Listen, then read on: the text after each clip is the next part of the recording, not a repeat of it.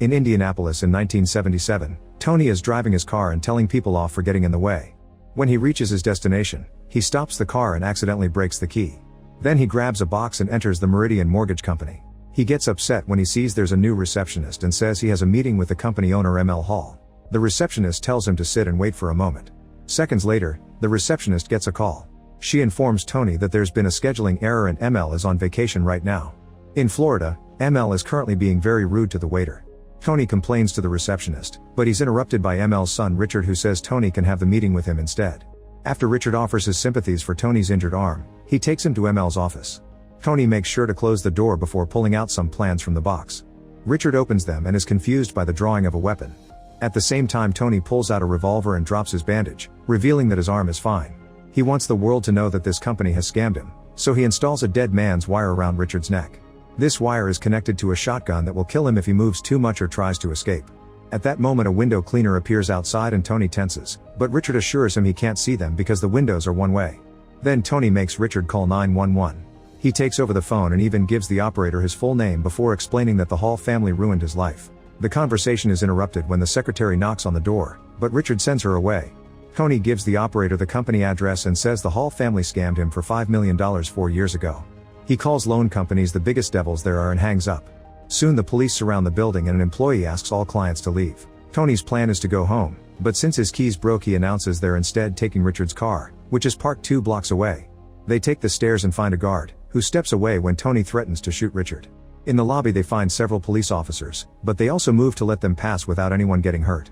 On the street, the rest of the cops stare at a safe distance and carefully follow them down the street. A priest approaches Tony to try to change his mind using religious quotes, but Tony insults him and keeps walking. Meanwhile, Detective Michael is called as backup. He's surprised to hear Tony's name since he recognizes him as the awkward guy from the bar. Michael soon finds Tony and Richard and approaches them with a friendly attitude, trying to convince Tony to let go. At the same time, a news van tries to reach the scene, but it's blocked by a police car. An officer comes out with his gun out, so Michael has to yell at him to make him put it away. The reporters in the van now start recording everything. Tony slips on the snowy street and almost kills Richard, but recovers just in time. Suddenly a car on the street crashes into a snow mound, and Tony gets tired of losing time. He forces an officer to give him a pair of handcuffs and puts them on Richard's wrist before telling the cops where he's going, even telling them to follow him. He then leaves in a police car by making Richard drive. Reporter Linda calls her producer and informs him that her team will follow Tony too. Several police cars follow the duo as they drive across town. Tony has to be careful when he moves because he pulls at Richard's neck and the car moves along.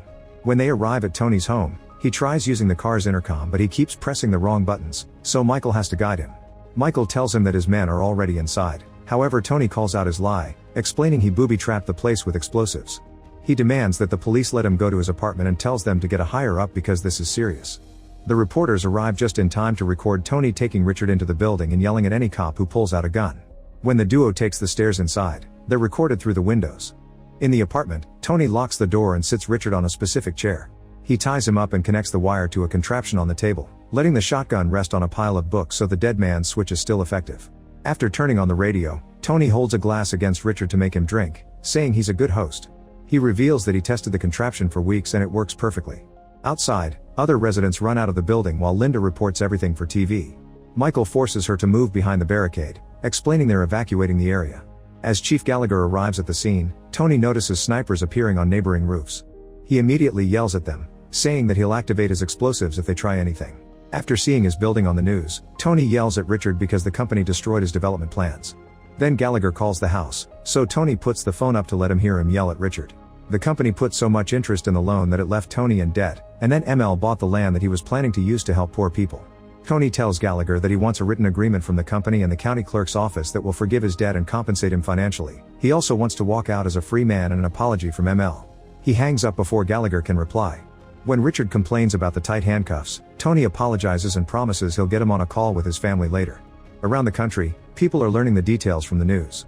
Tony had a piece of land that he wanted to develop into a shopping center, but the mortgage company took him to other sites instead of recommending the site he had. This was on purpose to buy time and make him pay off the mortgage. Eventually Richard gets to talk to his wife, and Tony sends her an apology. As soon as they hang up, Gallagher calls again and tells Tony that his brother is on the way. Then he passes the phone to Prosecutor George, who informs him that they've prepared a statement that absolves his debt and asks him to turn on Channel 9. On TV, the company's head of finances apologizes to Tony for what happened. While Tony is distracted, Richard slowly moves some paper on the table to bring the revolver closer. After the apology speech is done, Tony yells at Gallagher because he doesn't want some employee to talk for the company. He wants an apology from ML himself. He hangs up and takes the revolver from the table. Desperate for people to hear his side of the story, Tony calls the radio. The famous DJ Fred has finished his show and is about to leave, but he immediately returns to his seat when he hears that the kidnapper from the news is on the line. Fred talks to Tony and explains that the conversation is being recorded because they'll need to consult the proper authorities before putting him on the show. Tony goes on a rant about the situation, saying he's always been poor but it never bothered him because he worked hard. He claims that the Hall family ruined his life, and the damage they caused is enough to make a man want to kill. Fred stops the recording and promises to play it tomorrow morning if they get authorization. Tony is grateful and apologizes for cursing before he hangs up. Moments later, the police are listening to the tape. They ask Fred to talk about Tony tomorrow on the radio to buy them time until the FBI takes over the situation. In the apartment, Richard says he needs to use the bathroom, so Tony takes him there. After Richard has relieved himself, Tony drops him in the tub and wishes him good night. Then he leaves and locks the door. The next morning, Fred plays the tape on the radio. Reporters start interviewing Tony's friends and everyone says he's a reasonable man. Soon the feds join the cops outside the building. Tony checks on Richard and offers him donuts, but Richard isn't hungry. On the news, they show the arrival of the army bomb squad and say that the agents are trying to find a way inside without setting off the booby traps. A furious Tony rushes to the building and tells them to leave, but they won't listen. Then Tony calls Fred and starts complaining about the police's dirty tricks, demanding a live press conference on national television. While Fred's wife picks up the other phone to spy on the conversation, Tony tells Fred that he likes him and hangs up. Meanwhile, George and the cops talk to Patrick, an FBI profiler. They tell him that Tony comes from a big family, who were tough people and made him tough in return. He's known to be a good friend but also a bad enemy, and he doesn't have links to organized crime. They think Tony is mad and out of control now. However, after looking at the pictures, Patrick concludes that Tony has quite the attention to detail and he wants to maintain control. He writes on the board all the things Tony is feeling: angry, betrayed, disrespected, and humiliated. All this together results in a poop show, so Patrick thinks it's about giving him respect. In the apartment, Tony ties Richard to the chair again and rants about the system. When Richard points out that he could have jumped for the revolver many times yet he didn't, Tony points it at Richard's face and dares him to do it. Moments later, Gallagher calls Tony and tells him he has ML on the other line, but before apologizing he wants to hear his son's voice. Tony passes the phone to Richard and the cops let him talk to ML, who claims that he and his wife are very worried about Richard but they're actually still relaxing on their vacation. Richard asks if this has a solution, so ML tells him to let the lawyers solve it. However, when Richard asks about the apology, ML refuses to give it, saying he won't apologize for how all businesses work. He doesn't want to ruin the company's name or admit guilt for something he didn't do.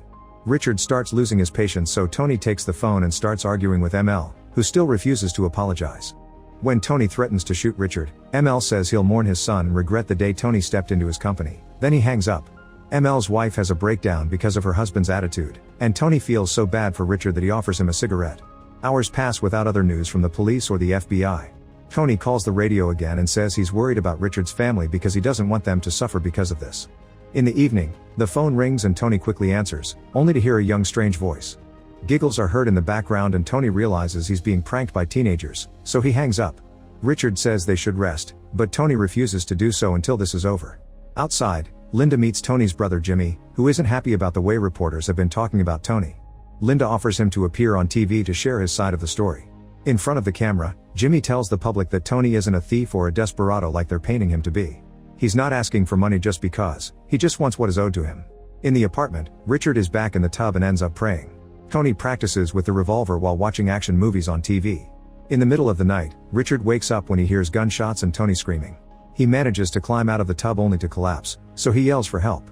Tony appears at the door covered in blood and screams, but at that moment Richard wakes up from this nightmare still in the tub. The next day, Richard is back in the chair. Tony asks if he has any pets and they discuss the perfect life Richard had thanks to his father's fortune. Richard explains that he grew up with money but it wasn't a perfect childhood because ML was never a loving father. When they discuss mothers, Tony says he'll miss his and changes the subject. He plays some music and dances around the apartment. Meanwhile, Fred gets tons of calls on the radio talking about Tony. Some women ask if he's single, neighbors say he's a good person, and random people call him a hero for fighting the system.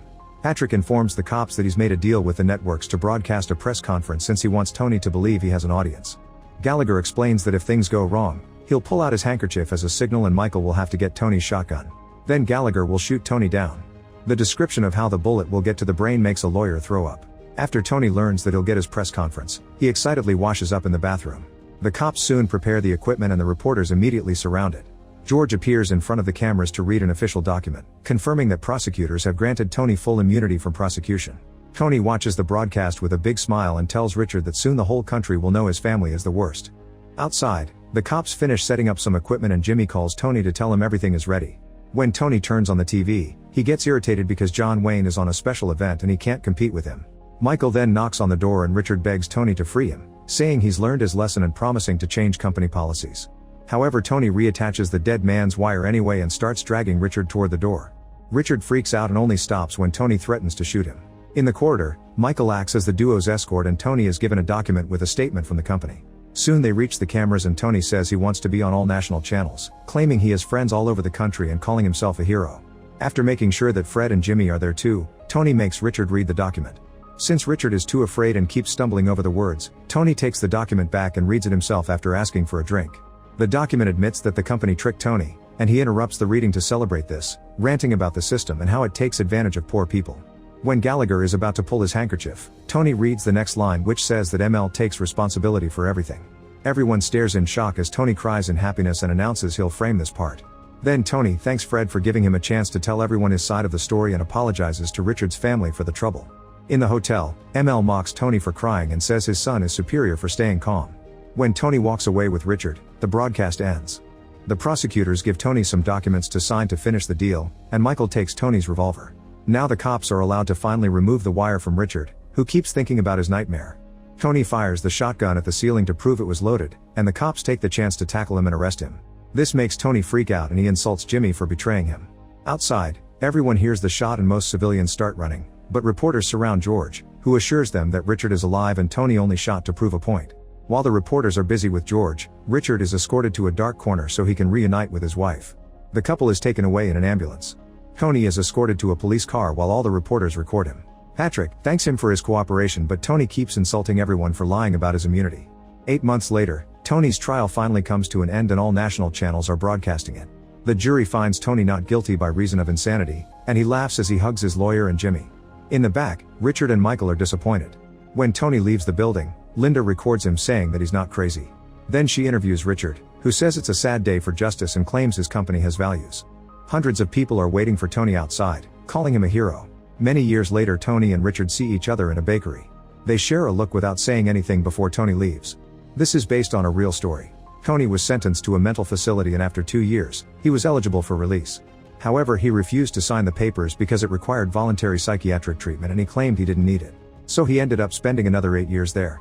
After the incident, Richard became an alcoholic and his company declared bankruptcy. When Richard heard about Tony dying in 2005, he said he finally didn't have to listen to his mouth anymore. Make sure to subscribe and turn on notifications so you can watch more videos like this. Thanks for watching.